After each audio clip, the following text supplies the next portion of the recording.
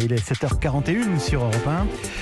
L'heure de retrouver notre conseil lecture avec Stéphane Place, comme chaque matin depuis la librairie Mola à Bordeaux. Bonjour Stéphane. Bonjour Lionel, bonjour à tous. Alors, un sujet assez sensible ce matin Stéphane, avec un ouvrage portant sur l'esclavage. Une question pas toujours facile à assumer, en particulier dans les villes portuaires où étaient installés ces armateurs qui ont profité de ce que l'on a appelé le commerce triangulaire. Cet ouvrage a mobilisé des universitaires de tout le sud-ouest, mais aussi des conservateurs de bibliothèques, de musées pour réaliser ce travail scientifique sur la traite négrière.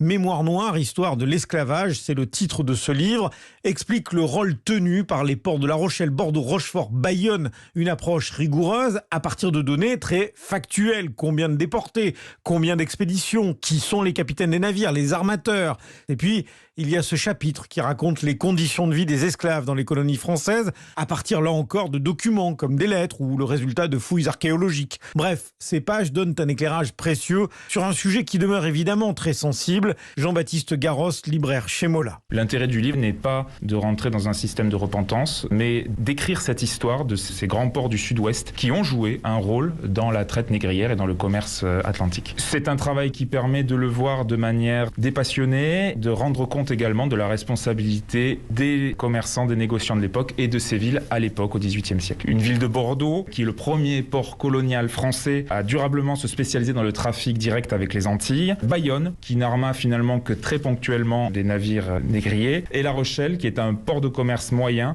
à la vocation négrière très ancienne. Pas de jargon, l'objectif de ce livre est vraiment d'être accessible. Caroline Lemao a dirigé l'équipe composée d'une dizaine d'historiens qui a produit cet ouvrage très documenté. Il suffit de regarder l'actualité pour voir qu'il y a une vraie demande autour de ces questions. Tous les enjeux autour des statues déboulonnées, le fait que Bordeaux appose des plaques explicatives sur le nom de certaines rues. Donc il y a une vraie demande de la population et une demande qui a besoin aussi d'être satisfaite par des historiens qui veulent asseoir scientifiquement leurs propos. Depuis ces 20 à 30 dernières années, beaucoup de choses ont été faites autour de la traite négrière, de l'esclavage. Il y a eu de grands livres, mais il y a aussi eu beaucoup d'articles scientifiques qui restent dans les cercles scientifiques. Il y a eu des travaux universitaires, y compris des travaux d'étudiants, qui quittent rarement les rayonnages des bibliothèques. Et le projet de ce livre, c'est finalement de faire la synthèse de tous ces travaux pour la mettre à disposition du public. Avec, et c'est l'un des points forts de ce livre, des cartes, des documents d'archives extrêmement précieux pour cerner l'implication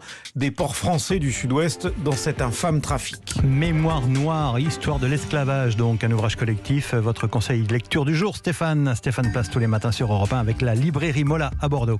À demain, à la même heure.